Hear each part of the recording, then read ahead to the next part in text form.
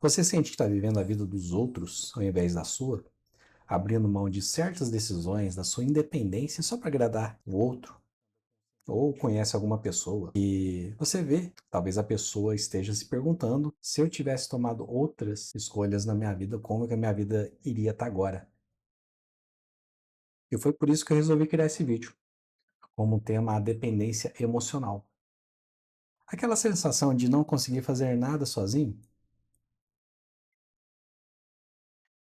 Isso pode estar vindo de algum relacionamento abusivo, física ou psicológica, onde a pessoa te desencoraja em qualquer ação sua, qualquer opinião sua. Você pode estar tendo ataques de agorafobia, ataques de pânico e ansiedade incontroláveis em relação à sua falta de independência. Você sente que não controla aquela situação e fica num loop de medo e de ansiedade. Você já parou para pensar se o seu telefone acabasse a bateria ou se você perdesse ele por um dia? A minha ansiedade já aumenta. Você é dependente dos seus pais, de alguma maneira, financeira ou emocional? E a gente também tem a contradependência, que é uma independência exagerada. A pessoa é independente financeiramente, pode ser também em algum grau emocionalmente, mas não tem muita diferença da dependência em si. Ela recebe um serviço novo, um trabalho novo, a ansiedade anda lá em cima, dependendo do caso, ela não pede ajuda para ninguém, não dá o braço a torcer, até em casos extremos, como um acidente, ela não aceita que ninguém cuide dela. E a gente vai falar um pouco sobre todas essas dependências aqui. Aqui eu separei algumas perguntas.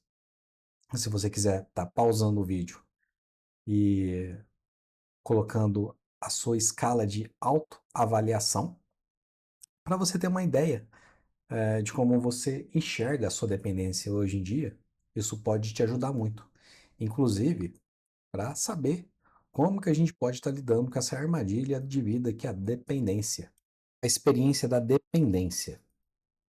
Quanto mais a vida vai passando, quanto mais você fica dependente da pessoa, mais a vida vai parecer insuportável, mais ela vai ficar desgastante, mais vai parecer que você está vivendo um fardo. E o seu papel na vida é deixar ela mais simples, deixar ela mais agradável, deixar ela mais sustentável. Vai passando os dias, os meses, os anos nessa dependência, você acaba acreditando que você é incapaz de cuidar de você mesmo. Às vezes ficam alguns pensamentos repetitivos na sua cabeça e automáticos, pensando que, nossa, eu tenho que dar um jeito na minha vida, eu não consigo, eu preciso fazer isso, eu sou incapaz de fazer isso. E esses pensamentos vão validando as suas ações. O que acontece? Isso te traz uma fadiga mental, e quando você vai fazer alguma coisa, ou você está pedindo ajuda, a outra pessoa veio e fez, pode ser até de uma maneira simples, e você valida aquilo como incapacidade sua. Eu não estou falando isso de uma capacidade técnica gigante para executar um serviço complexo. Eu estou falando em coisas simples. Pode ser até lavar uma louça. Eu tenho certeza que em algum ponto da sua vida você tentou lavar uma louça, chegou alguém, falou que estava ruim, a pessoa lavou, fez essa tarefa para você. E como que você ajusta isso na sua vida adulta? Na hora que eu falo vida adulta, entenda como uma fase de amadurecimento pessoal. Você tem que tentar e errar. Simplesmente assim. Você tenta, vê que não deu certo, procura saber onde que você errou, tenta de novo. É tentativa e erro, não tem outro jeito. Eu lembro bastante que eu fui muito bombardeado, tanto na minha infância quanto na minha vida profissional, como o profissional que erra não é um profissional. Então, Isso é uma cultura, um pensamento que está na cabeça de muitas pessoas, né? Claro que quanto menos erro, melhor, né? E dependendo do tamanho do erro, é melhor nem errar mesmo, né? Mas você só se desenvolve partindo para a luta, tentando e errando, ou acertando, né? E nisso, você vai aperfeiçoando as suas técnicas. Não tem outro jeito. Então, o profissional que nunca errou, ele nunca existiu. E demora você ter uma percepção disso. Às vezes você não tem uma habilidade porque você nunca tentou desenvolver aquela habilidade. Você sempre deixou outra pessoa desenvolver aquela habilidade para você. Ou você foi muito reprimido e colocou na cabeça que aquilo nunca faria parte da sua vida. Você é ruim nisso, pronto, acabou. Dependência e raiva. Quando a gente está muito dependente de uma pessoa durante muito tempo, a gente sente isso, né? A gente até deixa a pessoa passar por cima da gente, e a gente não fala nada, acaba ficando com aquele negócio remoído, com medo de sofrer algum tipo de retaliação, ou, dependendo da coisa, até sentir culpa, já que a pessoa tá ajudando a gente, né? E o que pode acontecer? Ou a gente tem uma certa raiva da gente, mesmo por não dar conta de fazer aquilo, ou pode ter uma raiva em relação à pessoa que não deixa a gente fazer aquilo do nosso jeito.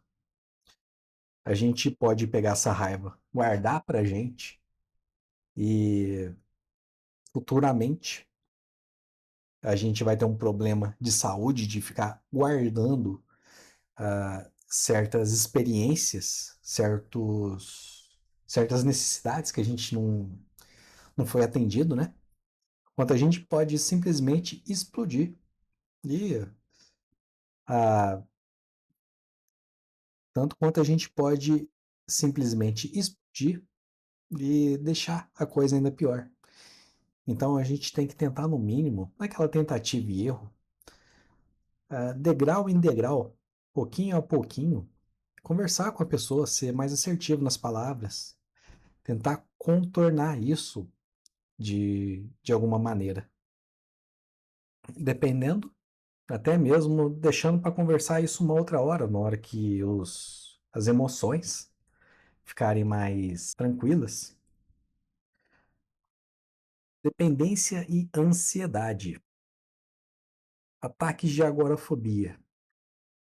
Eu nem conhecia essa palavra antes de fazer essa pesquisa, mas é um medo e uma ansiedade que a gente não consegue controlar, só vai aumentando, aumentando, por conta da situação que a gente não tem controle, de uma situação que a gente está vivendo. Mas um ambiente controlado, uma situação que não foge do controle,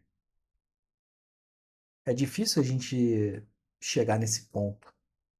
A gente não controla nada. O que a gente controla, o máximo que a gente controla, é o que a gente faz, o que a gente fala. Tenta na medida do possível. Com questão das outras coisas, controlar a conversa, controlar o ambiente, controlar pessoas, a gente não controla de jeito nenhum. Então, isso é uma coisa que é irreal. Você tentando controlar, quanto mais você tenta controlar, mais você fica descontrolado. E, querendo ou não, isso é um drama que está relacionado à sua dependência. A gente experimenta uma ansiedade enorme por estar dependendo de algo, e essa dependência pode ser de algo controlado ou incontrolado. A gente tem que conseguir diferenciar isso por uma questão de amadurecimento.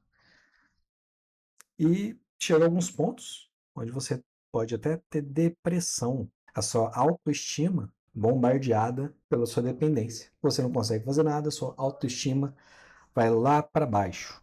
Você tem que conseguir encontrar maneiras de contornar isso. Quando a gente fala de contradependência, não é muito diferente da dependência em questão de emoção, de ansiedade, que aquilo ali é um estouro. A gente pode ter algumas pessoas que querem mostrar mesmo ali que conseguiram fazer, que conseguem fazer, que não precisam de ajuda de ninguém, que inclusive você não pode dar nenhuma opinião, porque não é daquele jeito que a pessoa faria. Essa pessoa que tem a contradependência, o que ela faz? Ela sente que não fez, às vezes, nada demais, não se dá os créditos. A ansiedade dela tá no pico também. Toda tarefa nova, ela sente um pico de ansiedade. Tudo que ela tem que fazer, ela sente ansiedade. Ela tem que demonstrar para ela mesma que ela é independente. Mas ela não é independente. Já em alguns pontos extremos aqui, eu já encontrei pessoas acamadas que não aceitavam ser cuidadas. Então, elas não tinham discernimento para isso. Ficavam em cama, não podiam fazer esforço, levantar, precisavam se recuperar, levantavam da cama, caíam e era difícil controlar, não tinha como controlar, para falar a verdade. Então, uma pessoa contradependente, ela não vai ser diferente da pessoa com dependência. E de onde que vem essa dependência? Normalmente essa dependência, vou fechar aqui sem spoilers, normalmente essa dependência, ela vem da infância. Como o comportamento vai se baseando na infância, a gente tem os nossos genes também que favorecem ou não esse comportamento, mas originalmente eles vêm dos nossos pais, do nosso círculo ali, pais super protetores. Normalmente eles acabam fazendo a coisa pela criança e não deixa ela se desenvolver, não deixa ela errar e quando ela erra, pode ser que os pais chegam ali com aquela afirmação: olha, eu falei para você ter feito daquele jeito, você errou por causa que você não fez o que eu te disse. Então, a gente já está criando uma dependência. Eu tenho que escutar o que que ele fala para que a coisa funcione, para que a coisa dê certo. Em contrapartida, a gente também tem pais negligentes que acabam não fazendo nada, acabam não participando da vida da criança de uma forma saudável. Eles tomam conta do seu umbigo, das suas necessidades e deixa a criança se desenvolver por si. Então ela acaba se desenvolvendo nos pontos que ela consegue ali, conforme o tempo vai passando, mas ainda vai com ansiedade, não sabe, não teve essa orientação. E na vida adulta, para você se reeducar, leva tempo, muito tempo. Quando a gente está falando também do início da independência, a gente tem alguns passos para você estabelecer a independência da criança. A gente tem que estabelecer uma base segura com as necessidades físicas da infância, tanto alimento quanto roupa. A gente tem que promover ali a independência da criança, estimulando ela que a vida não é totalmente feita de erros, não é totalmente feita de acertos, é de tentativas, erros e avaliações do nosso comportamento, né? O que que a gente errou e o que que a gente pode melhorar. Isso é o processo de aprendizagem, um processo de evolução normal. Peguei isso, toda essa pesquisa aqui, em sites científicos, livros de comportamental, não é papo de coach. E no melhor do mundo, os nossos pais vão deixar a gente explorar ele, dar liberdade para a gente explorar, dar ajuda no que a gente precisar, incentivar a nossa confiança. e isso é uma base muito forte, a gente pode sim resolver problemas e situações, outros não depende só da gente. A independência por si, ela é parcial. Uma hora ou outra você vai depender de uma outra pessoa, não tem jeito. Porque a gente tem que tentar entender o máximo possível quando que a gente tem que depender mesmo da outra pessoa, para a gente não se sobrecarregar. Lembra que você tem que fazer a sua vida ficar mais simples possível. A sua vida não é um fardo. Faça ela ficar mais simples possível. Também os pais teriam que fornecer uma proteção para a gente se sentir seguro e ter uma liberdade para a gente tentar as coisas no nosso próprio caminho. Quando eu vi essa parte da pesquisa aqui, o cientista deu o melhor dos mundos, mas a gente também tem que pensar que os nossos pais são humanos, né? Eles erram também. Se eles erraram lá, o que é que a gente pode acertar com as informações de hoje? As origens da superproteção. Também tenho algumas possíveis origens aqui e de onde que elas podem estar vindo. De pais invasivos, superprotetores invasivos, onde eles vão tomando a frente da criança, de todas as decisões da criança, quando não faz o que eles querem, ou do jeito deles, eles podem trazer isso de alguma forma para a criança, para a pessoa, para o adolescente, e isso vai formando microtraumas. A pessoa, a criança não vai se desenvolver.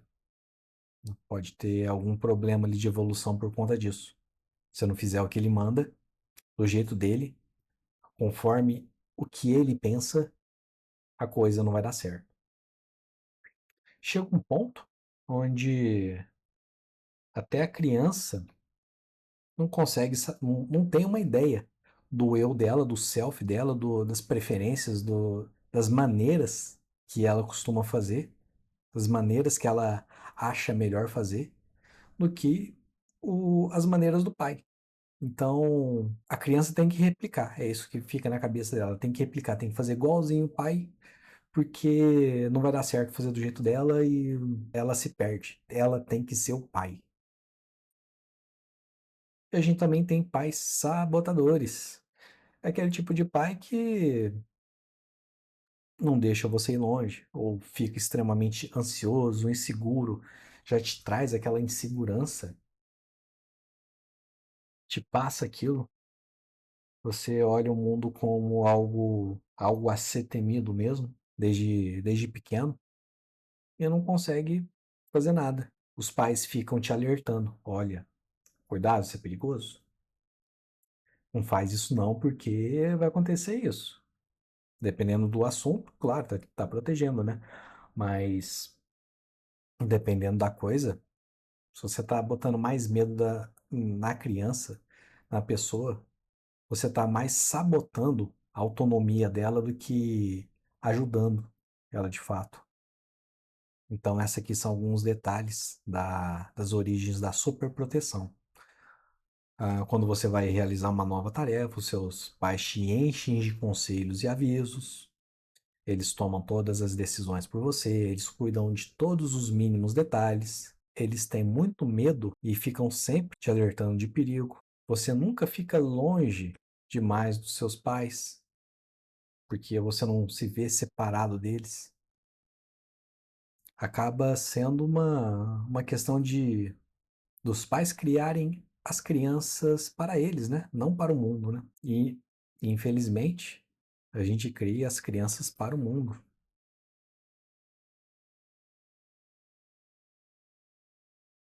E quando a gente fala sobre as origens da desproteção, são realmente aqueles pais fracos que não conseguem se posicionar, negligentes, estão só preocupados com o próprio umbigo. Deixa a criança viver por si, aprender e errar com o mundo, né? falham em dar uma direção para a criança. Como sinal de contradependência, a gente tem aquelas pessoas que não aceitam ajuda de ninguém, sugestão de ninguém, opinião de ninguém. E estão ali, mesmo assim estão topando sempre novos desafios, mas a ansiedade está lá em cima. A pressão está lá em cima. E não demora muito para começar a aparecer transtornos ou problemas de saúde. Transtorno alimentar, por exemplo, como comer demais ou deixar de comer. Transtorno no sono, como trabalhar muito, dormir pouco. E a gente tem que prestar atenção se a gente não está perdendo a vida por conta da dependência. Quando eu falei aqui dos pais, comentei dos amigos, isso pode acontecer até para os conhecidos. A gente entrou em uma fase nova da vida, ou em algum serviço novo, em algo que a gente não tem experiência. É natural que a gente peça orientação para alguém mais experiente. Mas e quando a gente não sabe se aquela pessoa tem toda aquela experiência que ela se vende? Tem muitas pessoas que sabem vender muito bem, mas na hora de fazer, não fazem nada. A gente tem que prestar atenção. Por exemplo, será que você não está sendo dependente do seu parceiro, da sua parceira, de um amigo seu, ou até mesmo num desconhecido, num serviço que você está prestando? Quando a gente pensa em ser dependente de alguém no serviço, é uma coisa que pega forte. A sua renda está dependendo do que a pessoa vai fazer, do que a pessoa vai falar. Não é uma coisa que você consiga controlar. Então, de uma hora para outra, você se lasca por conta da pessoa. E isso não pode acontecer de jeito nenhum. Alguns sinais de armadilha da dependência que eu trouxe aqui para vocês é evitar novos desafios ou até topar muito novos desafios, né? Minimizar os seus sucessos e os seus fracassos. Nunca se virar sozinho durante um grande período da sua vida. Não sei se esse período está sendo de agora. Você sente muito medo e ansiedade e não consegue confrontar, não consegue controlar. Você não sabe nem de onde está vindo esse medo, se é um medo real, se só está na sua cabeça, como contornar isso. E você tem que tomar muito cuidado também nos seus parceiros, tanto íntimo quanto no seu círculo de convivência, sobre essa dependência. Se você, por exemplo, é dependente e pega alguma pessoa onde ela tem uma opinião muito forte, essa pessoa pode muito bem te controlar, não querer que você seja dependente. Entre outros aspectos, né? Como uma pessoa contradependente pode dar certos conflitos com um parceiro desse tipo. Então tem que ser bem equilibrado. E outra coisa que eu acrescento, as pessoas são feitas de fase. Então elas podem mudar. Não leva à risca tudo que eu estou falando aqui. Procure um bom equilíbrio aqui com essas informações para não deixar a vida pesada.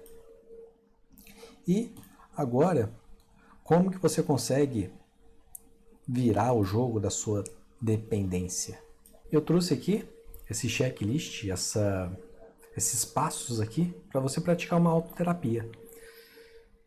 Com isso aqui, você vai pegar um papel, uma caneta e vai se monitorando durante a semana, durante o mês. Isso aqui para saber se você está melhorando do seu ponto de vista os seus aspectos de dependência. Pega os itens que são mais fáceis, vai melhorando passo a passo, devagar. Eu vou estar deixando aqui também nesse vídeo um arquivo com todas essas listas. E colabora aqui com o canal, se inscreve, comenta o que você achou, se você tem alguma experiência em cima disso, para que eu possa estar fazendo outros vídeos.